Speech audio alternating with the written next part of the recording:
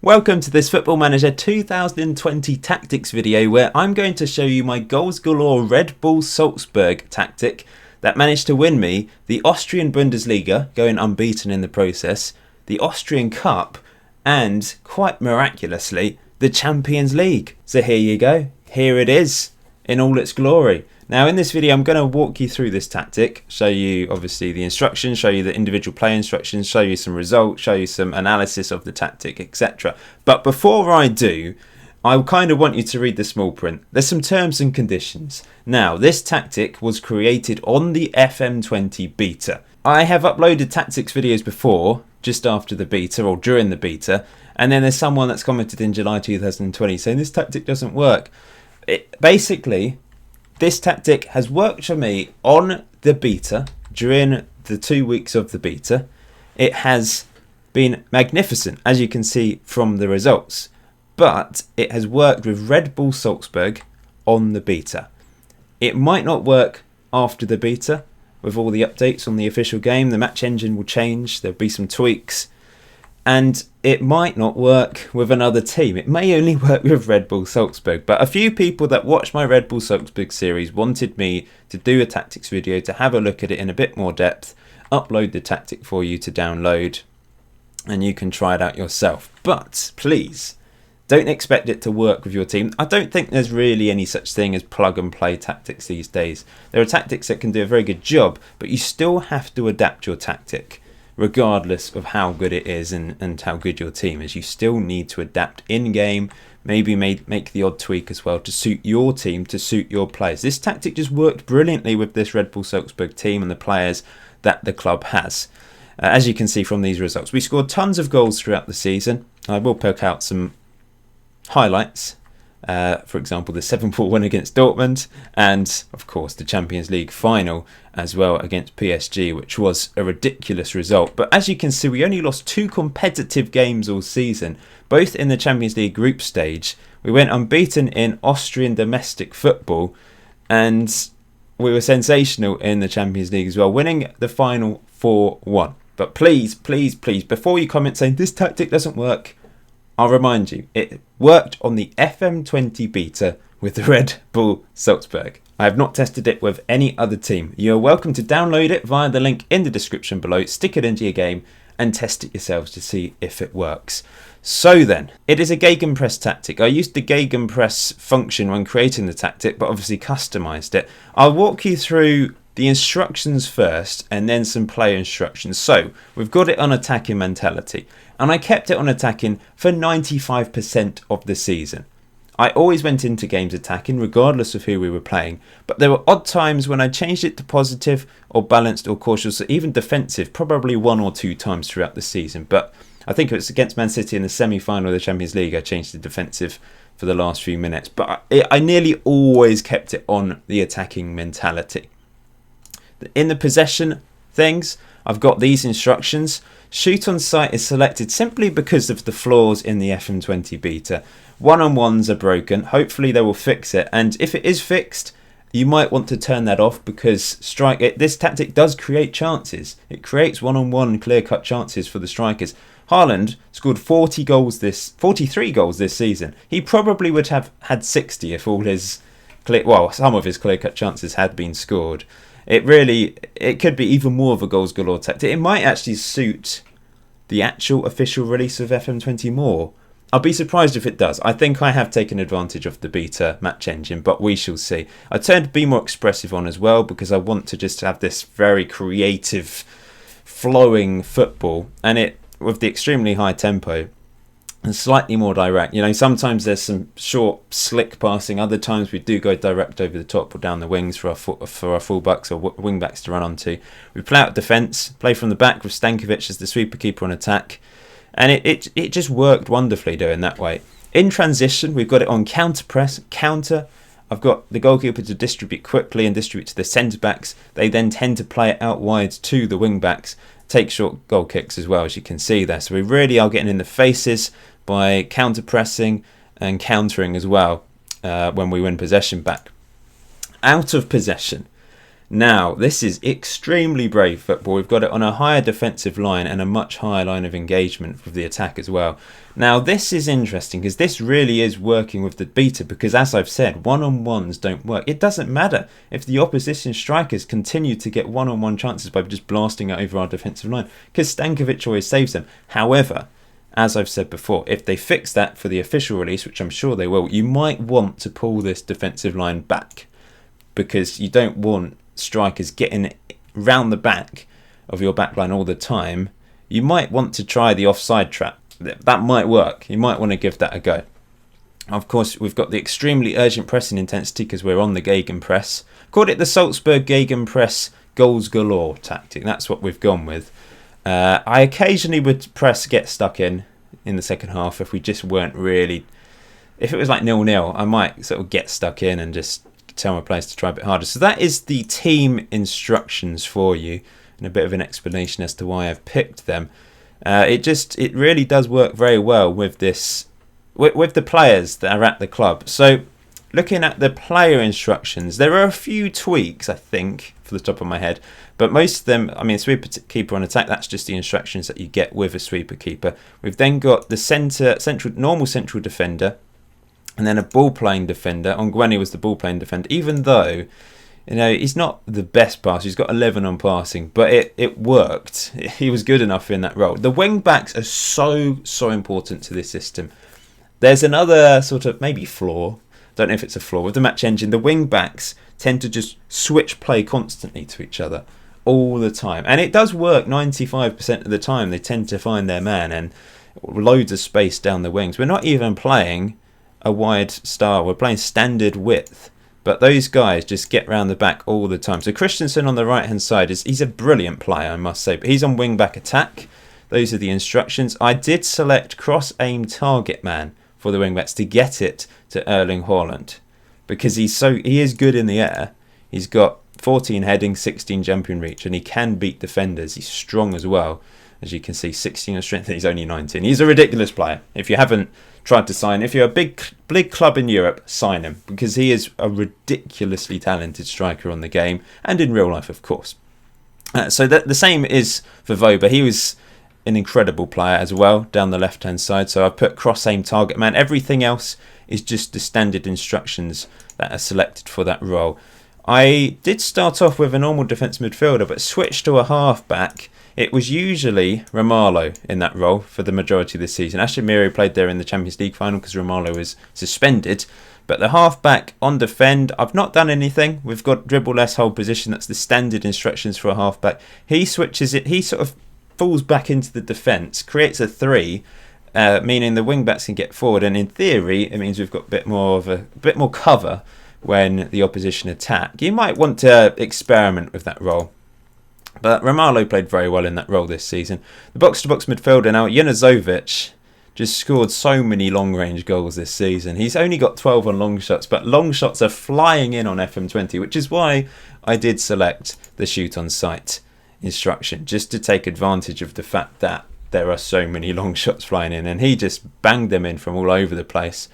I wouldn't say as a box-to-box midfielder he was amazing getting up and down. He ticked all the boxes that we required. We've then got this Hungarian. I call him Dominic because I can't pronounce his last name, but he's one to watch out for as well. He's only 9. Well, I think he's 18 at the start of the game, and I've sort of fiddled around with him a bit. He eventually became an advanced playmaker. He was on the Carolero role for a while, and that worked okay actually, to be fair. But so you might want to experiment with that role, but obviously for me it worked because we won all 3 competitions that we entered this season. But I don't think there's no more instructions for him. Now, the strikers are very important, and they all scored goals, but Erling Haaland scored the most, of course. But we'll start off with Hee-chan. Now, in the Champions League final, and I think the semi-final, I did play him as a support pressing forward, just to add a little bit more support to the midfield, I suppose. But for the majority of the season, I kept it on the attacking pressing forward role, and it worked brilliantly. Those are the instructions. I didn't fiddle around with them. There's very few that I've added. It's only the wing backs really that I've added instructions to, so it is a fairly simple tactic when it comes to player instructions. You might want to tweak them even further, maybe to suit your players. It's up to you. I think the same with Minamino as the pressing forward. I would occasionally change him to being a deep line forward on support. He has grown into this role. He started in attacking midfield. We had a diamond in the middle, but we soon developed the three up front not long into the season, and it really suited Minamino. We weren't getting the best out of the attacking midfielder, but when we went three up front, it worked brilliantly. And then, of course, Erling Haaland up front, 43 goals this season from this target man on attack role. He'd rather play as the pressing forward. He would occasionally play as the pressing forward when I made subs, if I brought Koic off the bench or Prevlak in particular, and he would occasionally go out wide. But he tended to go down the middle as the target man, and he just scored so many goals. But as I said, there's not that many instructions. You can see around the pitch, we're pretty good with all these little boxes that says high or negative influence. But yeah, it's just worked really well. I can't quite believe I managed to win the treble. I'll just show you the league. So the league table, after 22 games, it splits. So we managed to we won 20 games and drew 2 in the first 22 games of the season to get 62 points. For the last 10 games, we play the other top 5 teams. It's our points are halved at that point. And then, of course, we played those 10 games. We won 8, drew 2, and finished on 57 points. So we went the entire season unbeaten, scoring 84 goals, conceding 15. Going into the last 10 games, we'd only conceded 7 goals at that point. We actually conceded more in the last 10 games, but I suppose it's understandable against the better teams. So that was the league. If we look at the cup, so the cup final, we won 3-1. Comfortable win. I put out a second string team with the Champions League in mind, and we still comfortably won. I often did play a second string team. I utilised the squad that we have here. If we just have a look at some of the key players, goals wise, Haaland, Hichan, Junuzovic up there, Prevlak, Minamino, all got over 10 goals. It really is a goals galore tactic. Assists wise, you can see so many assists, particularly for the wing backs. Man of the match wise, Haaland with 10. Average rating wise, top. Vobanek, Junuzovic, Christensen, those are the key players really. Junuzovic got really good ratings because of his ridiculous long shots, but he got a lot of assists as well, to be fair to him. Christensen and Voba up and down the wings. The key really is to have backup wing backs and decent backup wing backs. We had Farkas as our backup right wing back, who really is just nearly as good as Christensen. And Ulmer, who is an experienced wing back, despite his age, was bombing up and down the left and providing a good cover for Voba. When Voba and Christensen got tired, I would switch those two in. Usually around between 60 and 70 minutes, I'd sub both of them on at times. And obviously in lesser games, they would start the game. So it is key to have backup wing backs because they get absolutely knackered running up and down this pitch. But yeah, the other key games, or some more exciting games I suppose. I mean, the first Champions League game was encouraging despite losing. So I went one of only 2 defeats this season, but we scored twice, and I thought we can score goals here. We're going to be an entertaining Champions League team, and we were. We definitely were, because we then managed to beat Atalanta. Now, we drew against Barcelona 1-1 at home, which was an exceptional result. They scored from the penalty spot. Haaland managed to score. We then beat Atalanta 5-3, which was our first Champions League win. I'm not going to show footage in this video. If you want to see examples of the tactic, go and watch my Salzburg series. That's the best way to do it. I could pick out loads of goals here and you can see examples of it, but I think it makes sense. Just head over to my Red Bull Salzburg series. There's 11 videos of us winning every single competition and having a final time. Yeah, I think that makes sense. Just go and watch the games so you can see how we played. There's no point me showing an entire game today. I mean, we had big wins in the league as well, 6-0, as you can see there. But there were games where we conceded goals. But overall, it was mainly the big games in the Champions League where we conceded goals. So there probably is a way to shore up the defence. But bear in mind, I'm expected to lose nearly all of these Champions League games. And we only lost 2 of them in the group stage. We beat Dortmund 7-4. This really was one of the most insane games of Football Manager I've ever played. 7-4 against Dortmund. It was so much fun. This is a fun tactic. Don't expect to have solid defence every single game. You will concede goals at times, especially against teams that are stronger than you, but you'd expect that anyway. at least you can go about having fun. Like, we lost 3-2 against Barcelona, but we still had fun scoring 2 goals, playing end-to-end football. We took the game to Barcelona. We could have put out a really defensive tactic and still lost 2-0. And what's the fun in that? We lost 3-2. And we went through to the knockout stages where we beat Porto 2-1 and then drew 2-2. We then beat Inter 3-2 and 3-2 again, or 2 3-2s in fact, as you can see there. I was actually winning 4-0 in the second leg when the game crashed, so I had to replay it, and we won 3-2. But we were beaten Inter 4-0 with this tactic at one point, at half time, I must add. That really was ridiculous. And then the most impressive result of all, so up to this point, was beating Man City 2-1. Haaland scored. He scored penalties. We won penalties with this tactic. I think the pace of our team, getting into the box, it would cause defenders problems and they'd bring players down. And then a 2-2 draw, as you can see there. Voba and Haaland with another penalty. Before brilliant run, 4-0 win, 5-2 win, 0-0, 5-1 win, heading into that Champions League final. And Hee-chan scored the first goal. And Haaland scored a hat-trick in 3 minutes. I didn't really notice at the time in the final that all the goals were so close together, but it really was an insane second half from us. After they opened the score, or they managed to get back into the game in the 47th minute, but then 3 quick goals from Erling Haaland just killed PSG off, and we were still attacking. We were still going for it. I did go, I think, a little bit defensive in the last 10 minutes, but we really were just attacking for most of the game and really taking the game to PSG. So yeah, maybe I've fluked this tactic. Maybe I've got lucky. Maybe the game's easy. Maybe the FM20 beta is a little bit easy. But I think I've taken advantage of the flaws in the system. Let's have a look at some analysis. Cool, this is a mess. So just some brief analysis, I suppose, from the PSG final. So touches in the opposition penalty area, extremely high. Final third entries to shots conversions. So we've turned 55 entries into the final third into 19 shots on goal. Not bad at all. We had so many shots, like ridiculous numbers of shots this season, mainly because we were taking long range shots as well, I suppose, as you can see there. 1 out of 9 attempted. Scored 1 out of 9 attempted from outside the penalty box.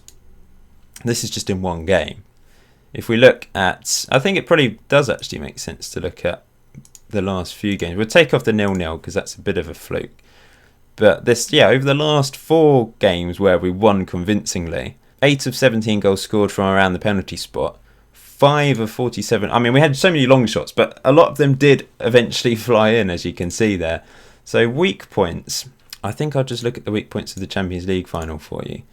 So the opposition did get into our final third quite a bit, but we allowed them to because I knew the one-on-ones were broken. However, you might need to tweak things defensively, with them most probably changing the match engine.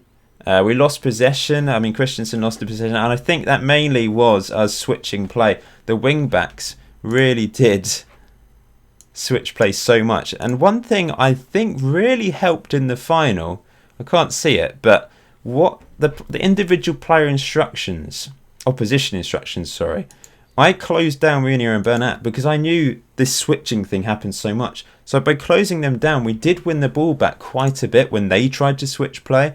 So if we go to opposition instructions, I didn't have anything set, but one thing you might want to do is that, not that one, the wing backs. There they are, or whoever, these wing backs. So I've not set instructions because I tend to just get my assistant to do this. So before anyone asks about opposition instructions, I tended to just let my assistant do it, and if he offered advice throughout the game, I would do that. But in the final, I did adapt a bit, and I did close down the wing-backs. I didn't mark or close down Neymar and Mbappe. I just let them do their thing, because I didn't think there was much point trying to close them down. So yeah, that's what I did with that. I don't have any match plans. Is there anything else? Set pieces? I have done nothing with set pieces, and we still were exceptional. I've just left it. I could easily have done something with this, but I don't know. It's the beta. I always thought there's no point setting these up because it will change and they won't work. But we seem to hit them to Haaland quite a lot at the back post. I don't know if they did that on purpose, but if you have a really tall player that's really big, maybe get it to the far post, because he did score a few goals, not exceptional numbers of goals from that, but hitting it to the far post for a really tall player with good jumping reach and heading, it might work for you as well.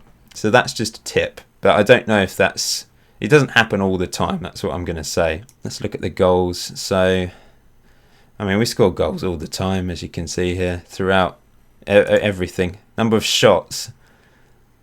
Goals and shots. So I don't really look at this that much. So we had 1,586 shots this season, 661 on target.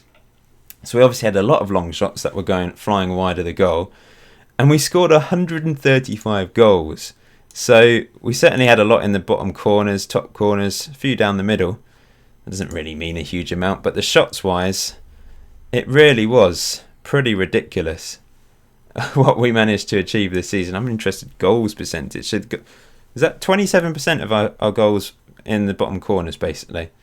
Yeah, interesting. Looking at the last match, if anyone's... I'll just go down here and you can read. So, Christensen tackles 1.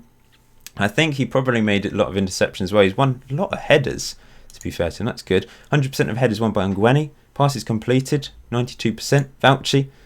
Lots of headers won there as well. 100% of his headers. 5 key headers. Voba. Lots of tackles won. So the wing-backs certainly have a lot of tackles. Good number of saves from Stankovic, which was required.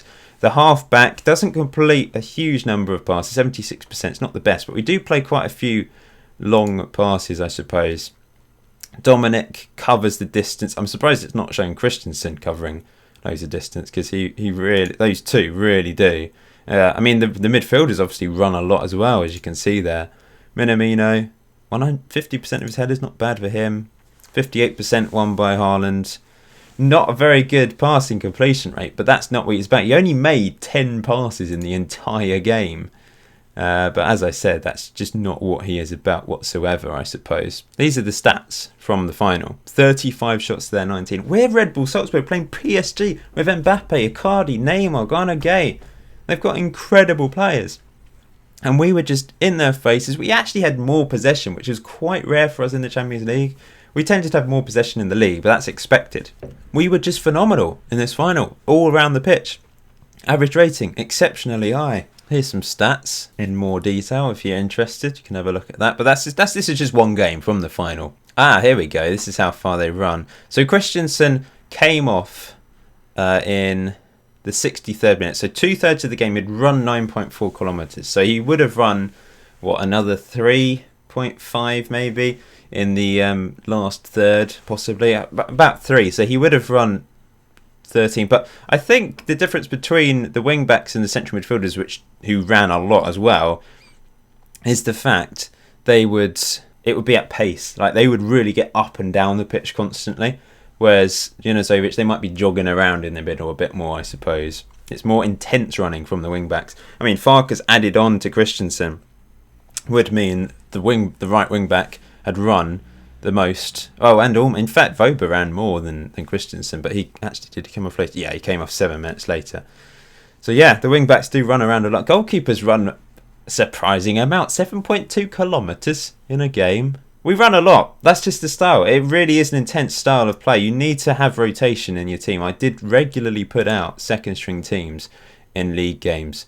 Anyway, I think I've covered everything. If you've got any questions, let me know.